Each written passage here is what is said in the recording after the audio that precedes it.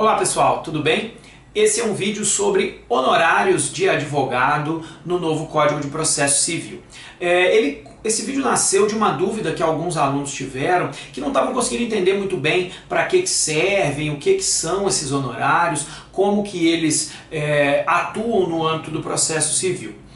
Para explicar isso melhor, a gente precisa entender um pouco a história dessa verba e para que ela existe. No mundo, existem dois sistemas que lidam com o custo do processo. O processo tem custo em todas as circunstâncias. Todo mundo tem que pagar despesas do processo. Os advogados trabalham por remuneração e o sistema judiciário também usa esse custo como uma forma de desestimular a litigância irresponsável. Tem pessoas que litigam irresponsavelmente e se o litígio for de graça, o estímulo à litigância irresponsável é muito grande. Esse é até um assunto para se discutir em relação ao juizado especial, mas um assunto para um outro dia. As verbas de sucumbência são tratadas no mundo de duas formas. Existe uma corrente, alguns países adotam um sistema de que cada parte paga suas próprias despesas. Então, se você teve despesas no processo, ser processado é um ônus da vida, faz parte do sistema processual, faz parte de viver em sociedade, ser processado, então ninguém pode reclamar por ser processado. Cada pessoa, cada parte assume os seus custos e ponto final. Essa é a regra que prevalece nos Estados Unidos, por exemplo. Não existe reembolso na maioria dos estados, lá o processo é estadual, do vencido em relação ao vencedor, pelo custo que o vencedor teve no processo. Aqui no Brasil nós adotamos o outro sistema, que é o sistema do perdedor paga, que é o loser pays. O perdedor paga tudo. E agora vejam que curioso, nós adotamos esse sistema só a partir de 1965. Se vocês olharem o CPC de 39, que é o primeiro CPC que o Brasil teve, cada parte arcava com os honorários de seu próprio advogado. Não havia a figura dos honorários de sucumbência, que é aquela situação em que o perdedor paga os honorários do advogado do vencedor. Isso não existia na redação original do CPC de 39, salvo num caso, litigância de má-fé. Se o perdedor fosse considerado litigante de má-fé, ele poderia ser condenado a pagar os honorários oriundos das despesas do advogado do vencedor. Posteriormente, em 1965, os artigos 63 e 64 do CPC de 39 foram alterados e o artigo 64 passou a ter a seguinte redação: a sentença final na causa condenará a parte vencida ao pagamento de honorários do advogado da parte vencedora. Então, isso foi uma alteração da redação original. Na redação original, dizia o seguinte: quando a ação resultar de dolo ou culpa, a sentença que julgar procedente condenará o réu ao pagamento dos honorários. Então, honorários era uma verba fortemente vinculada à má-fé. Só a partir de 65 o pagamento de honorários se tornou regra e nós adotamos o sistema do loser pays. Aquele que perde paga todas as despesas, inclusive os honorários do advogado do vencedor. Agora vejam bem, a sistemática que foi implantada em 65 e depois adotada em 73 tinha uma finalidade claríssima, unanimemente reconhecida, que era reembolsar aquele que venceu pelas despesas de advogado que ele suportou. Afinal de contas, ele teve que contratar um advogado, ele teve despesas com isso e, portanto, ele mereceria ser reembolsado por aquilo que ele recebeu. E aí muita gente se indaga, mas por que era o juiz que definia? Por que eu não junto um contrato, digo quanto eu gastei e pronto?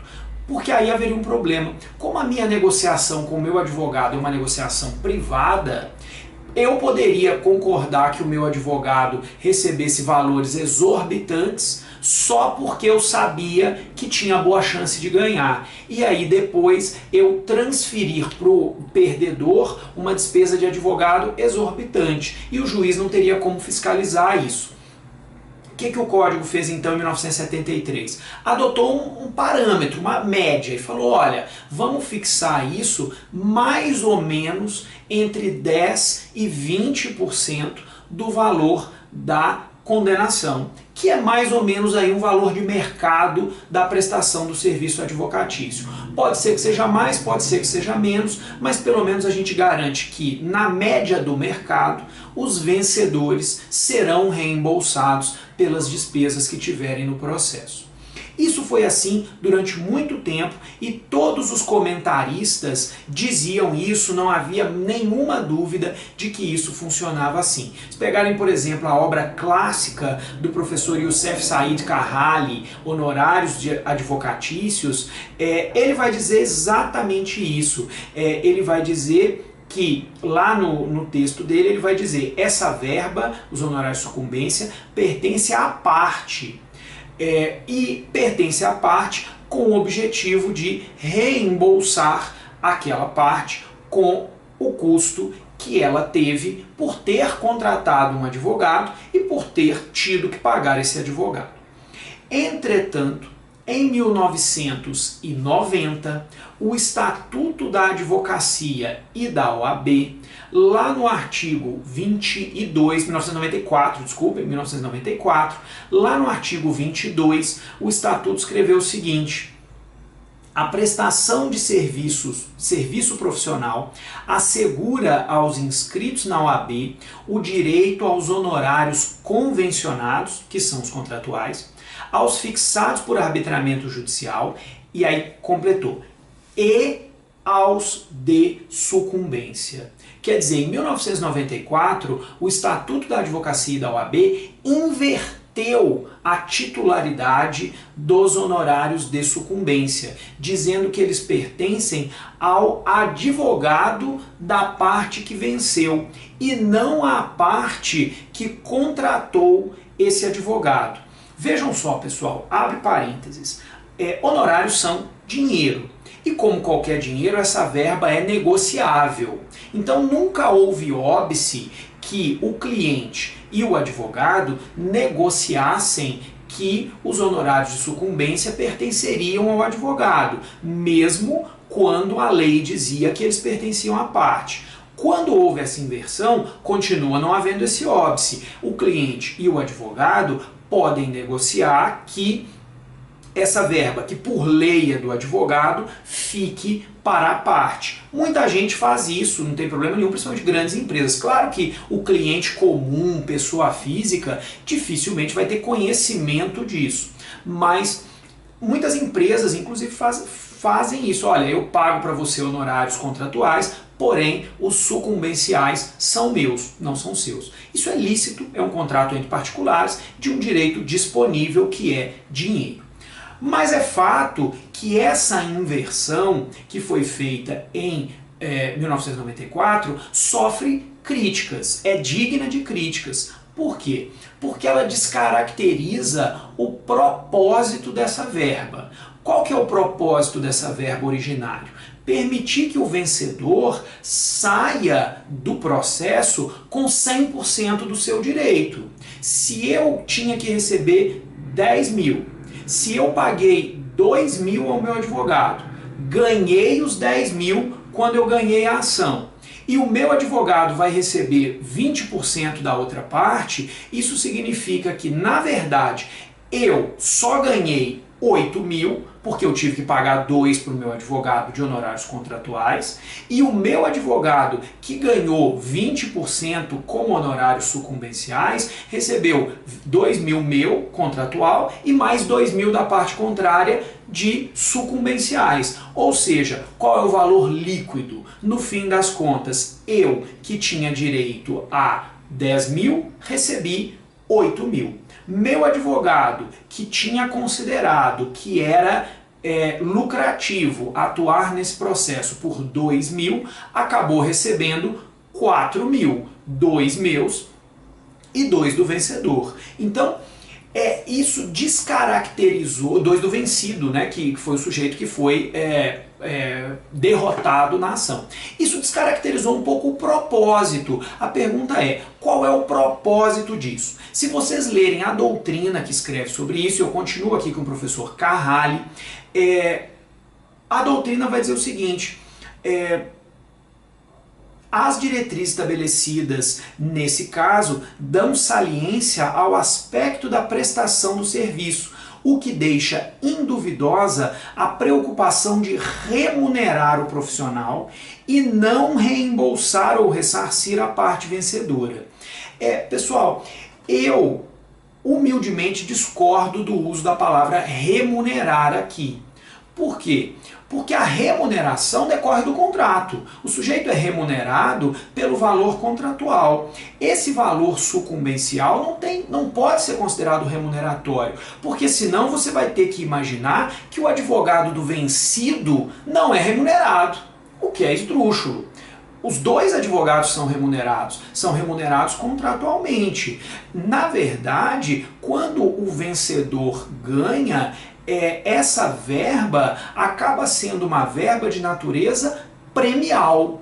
O advogado do vencedor é premiado por ter sido vitorioso e, consequentemente, pode cobrar do vencido aquilo, um percentual a mais fixado pelo juiz. Então, para mim, isso tem muito mais uma natureza premial do que remuneratória. Se remuneratório fosse, teria que ser devido aos dois advogados, não apenas ao advogado do vencedor. Ponto número 2. Se a gente imagina que isso é premial, e me parece que se você acha que não é, mande seus argumentos, mas eu acho que se a gente imagina que isso é premial, qual é a razão do advogado do vencedor estar sendo premiado? Você vai dizer, porque ele ganhou.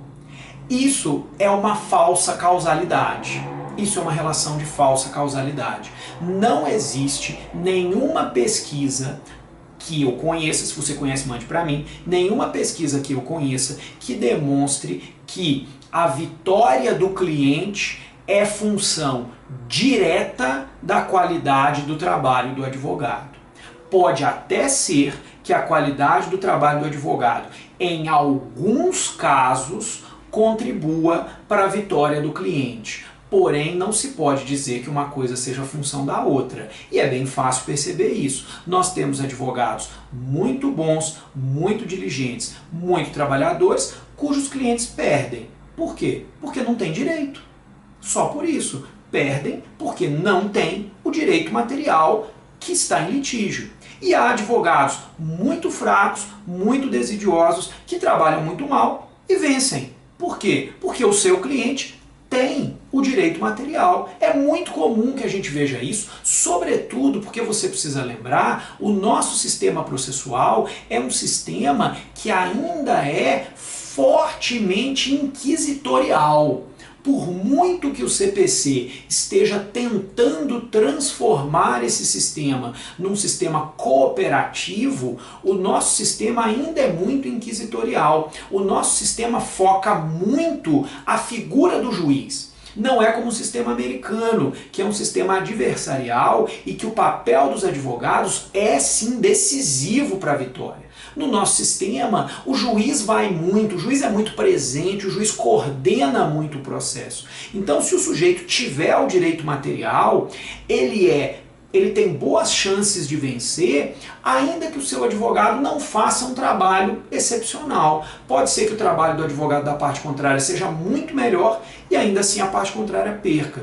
E aí esse advogado perdedor não vai receber os honorários. Então como é que você vai me dizer que a índole dessa verba é remuneratória, se o sujeito que trabalhou às vezes bem, às vezes até mais, não vai receber? E segundo, como é que você justifica o caráter premial dessa verba quando o prêmio não é função do comportamento do premiado? O prêmio é função de um fator, que é o fator vitória, que decorre de N elementos, sobretudo da presença ou ausência do direito material. Nós não podemos imaginar, pelo menos eu não acho isso, que o melhor advogado do mundo ganharia a pior causa do mundo. Eu acho que, por muito bom que seja o advogado, existem situações em que a vitória pode ser uma condenação pequena. Todo mundo sabe disso, né? A vitória pode ser uma condenação menor. E mesmo assim você não vai receber honorários de sucumbência, porque mesmo a condenação sendo menor, o sujeito foi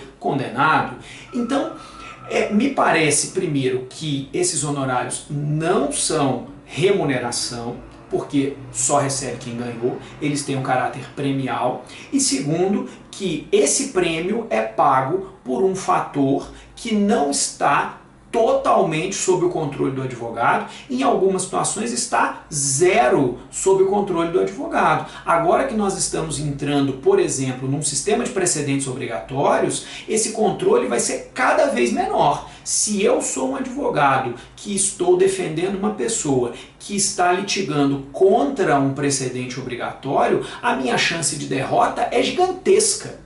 Ainda que eu trabalhe muito bem e mostre que haja distinguishing, que haja superação, que haja overruling, mesmo assim a minha chance de derrota é muito grande, por muito bom que seja o meu trabalho. Então eu simplesmente não consigo enxergar, como eu disse aos meus alunos, eu consigo explicar esses honorários e consigo explicar o que eles são e como eles funcionam, mas eu não consigo justificá-los. Eu não acho que eles se enquadrem em nenhum dos sistemas, vejam só, nenhum dos sistemas de remuneração de causas. Agora no Brasil nós temos um sistema de custo do processo, portanto, que é um sistema jabuticaba, para variar, né? Nós adoramos isso no Brasil, coisas que só tem no Brasil. Por quê? Porque nós não temos um sistema em que cada pessoa paga o seu, e também não temos um sistema em que o vencedor paga tudo, em que o vencido paga tudo, o loser pays. Por quê? Porque eu, como vencedor, continuo sendo responsável pelos honorários contratuais do meu advogado. A não ser, é claro, que eu pactue diversamente com o meu advogado. Mas pelo sistema previsto em lei, o nosso sistema não é nem cada um paga o seu e nem o perdedor paga tudo. Porque o vencedor continua tendo que arcar com os honorários contratuais que ele pagou para o seu advogado. E aí você vai imaginar, professor, o novo CPC deve ter corrigido essa distorção. Eu devo dizer a vocês que, infelizmente, isto não aconteceu. O novo CPC, em verdade, aprofunda esse sistema lá no artigo 85, deixando translúcido que os honorários são direito do advogado e não da parte, tem cunho não apenas remuneratório como alimentar. Então, se houver, por exemplo, uma falência, o meu advogado pode receber antes de mim. Se a empresa perdedora falir, o meu advogado vai receber antes de mim, porque pode ser que o meu crédito não tenha cunho alimentar e os honorários sempre têm cunho alimentar. E os percentuais de honorários foram calibrados de modo a tentar afastar entendimentos jurisprudenciais que reduziam esses honorários. Por exemplo, quando o Estado é o derrotado, quando a fazenda pública é derrotada, os juízes fixavam valores muito pequenos. O Código mudou isso para tentar elevar esses valores. Já existem alguns questionamentos sobre isso, mas o Código tenta elevar esses valores. De modo geral, sem entrar em minúcias, o advogado do vencedor vai receber de 10 a 20% do valor da condenação e se houver sucumbência parcial, não há compensação de honorários. Se o julgamento for de procedência parcial, eu vou ter que pagar honorários para o advogado da parte contrária e a parte contrária vai ter que pagar honorários para o meu advogado. Não existe compensação das verbas nesse caso. Lembrando, claro, o contrato pode dispor de modo diferente, mas eu estou aqui dizendo qual é o regime legal. O que eu estou explicando é o regime legal. Então o Código não corrigiu isso, o Código reforçou esse sistema. existiu, né, existe no velho CPC, ainda sob a égide do velho CPC, foi proposta uma ADI, que é a ADI 5055, que foi proposta com o intuito de questionar o artigo 22 do Estatuto da Advocacia e da OAB, 22 e 23 do Estatuto da Advocacia e da OAB. A ADI é muito grosseira, usa uma série de palavras muito pesadas, eu não vou repetir aqui. Se vocês lerem no site do Supremo, vocês vão poder ver. Mas é fato que o questionamento, grosserias à parte, é um questionamento válido. O que a ADI diz é isso, que houve aí uma apropriação de uma verba por parte do advogado, cujo propósito era compensar os honorários contratuais. E é claro que quando você coloca isso na lei, por muito que a parte possa negociar, o cliente médio de um advogado não vai nem saber dessa possibilidade, né? Ele vai achar que tudo funciona assim.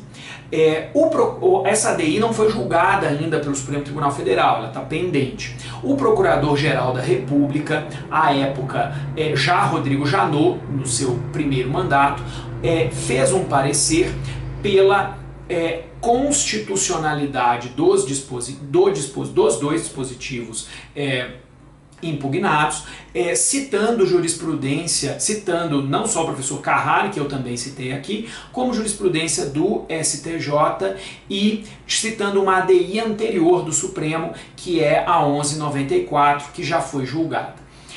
E o Procurador-Geral da República diz o seguinte, em síntese, não existe dispositivo constitucional que direta ou indiretamente atribua os honorários à parte. Então a lei poderia atribuir esses honorários a quem ela quisesse. Eu concordo com isso. Pela leitura literal da Constituição, não existe mesmo. Agora, se a gente quiser pensar um pouquinho mais sobre isso, e se você concordar, por exemplo, com o professor Marinoni, que vai nos dizer que existe um direito fundamental à tutela constitucional adequada, à tutela jurisdicional adequada e efetiva, né? Nós temos direito fundamental a que a jurisdição nos dê uma tutela adequada e efetiva. Tutela adequada é sinônimo de eu receber da jurisdição exatamente aquilo a que eu tenho direito. E no meu exemplo simples, uma vez que eu não sou matemático, exatamente aquilo que eu tenho direito é receber 10 mil e não 8 mil. Eu acho que se você adota uma interpretação do que é o direito de acesso à justiça no Brasil, você imaginar que todo mundo que entrar na justiça não vai ter de volta o seu próprio direito material íntegro, a não ser que essa pessoa, número 1, seja advogado. Porque aí você inclusive ganha honorários para você mesmo. Aí é o melhor dos mundos. Você recebe não só todo o seu dinheiro, como mais honorários para você mesmo. Então, melhor dos mundos. 2, se você tiver defensoria pública ou advogado dativo. Né? É a segunda hipótese, você é atendido por um defensor público ou um advogado dativo, que você não teve que pagar contratuais, então tudo bem, fica tudo 0 a 0, você recebe os 10 mil. Ou 3, se você negociar com o seu advogado contratualmente, que você vai ficar com os honorários sucumbenciais. Vamos dar um exemplo então, um exemplinho matemático para a gente terminar esse vídeo, só para a gente entender o sistema. Vamos imaginar que eu tenho um direito cujo valor real é de 10 mil reais. Esse direito, cujo valor real é de 10 mil reais, não foi adimplido pela parte contrária. Eu contrato um advogado e pago ao meu advogado de honorários contratuais 20% do valor do meu direito, que daria então 2 mil reais. Isso está dentro dos limites éticos. A OAB, embora não tenha um parâmetro rígido, considera dentro dos limites éticos até 30% do valor da pretensão. Então paguei 2 mil, está dentro dos limites éticos. A parte contrária, que acha que não tem que me pagar, contratou um advogado e também pagou 2 mil ao seu advogado. Produzimos provas, o processo andou, eu incorri em R$1.000 de custas, a parte contrária também incorreu em R$1.000 de custas. No fim, eu ganhei. O que vai acontecer então? Eu vou receber 10 mil da parte contrária. Tenho 10 mil no bolso. Além disso, a parte contrária vai ter que me reembolsar os 1.000 que eu gastei com as minhas custas. E além disso, a parte contrária vai ter que pagar 2 mil, vamos imaginar que o juiz condenou em 20%, a parte contrária vai ter que pagar 2 mil ao meu advogado como honorários sucumbenciais. Então, o meu resultado líquido é o seguinte: nas custas eu fiquei 0 a 0 porque eu fui reembolsado. Eu ganhei 10 mil, tive que pagar 2 para o meu advogado, então o meu resultado líquido é de 8 mil. Meu advogado recebeu 2 mil meus e 2 mil da parte contrária, ficou com o resultado líquido 4 mil. A parte contrária teve que pagar 10 mil do meu direito, mais 1.000 das suas próprias custas, mais 1.000 das custas que eu incorri e ela me reembolsou, então aí 12, mais 2 mil do seu próprio advogado, mais 2 mil de honorários sucumbenciais. Então, o resultado líquido para essa pessoa é de 16 mil reais negativos. Então, a parte contrária ao final teve um custo final de 16 mil reais e eu tive um benefício final de 8 mil reais. Isso significa que esse litígio dissipou em riqueza 8 mil reais. A eficiência desse litígio foi de 50%. O custo recuperado, a diferença entre o custo e o benefício é de 50%. O benefício é de 50% do custo. Se você faz uma análise econômica desse litígio, você teria uma situação que a análise econômica diria que foi altamente ineficiente, porque o perdedor foi muito penalizado e o vencedor não foi suficientemente beneficiado. Percebam que nesse meu exemplo eu estou aplicando o percentual máximo de honorários. Você vai dizer, mas o juiz nunca condena em 20%. Isso vai se tornar cada vez mais comum.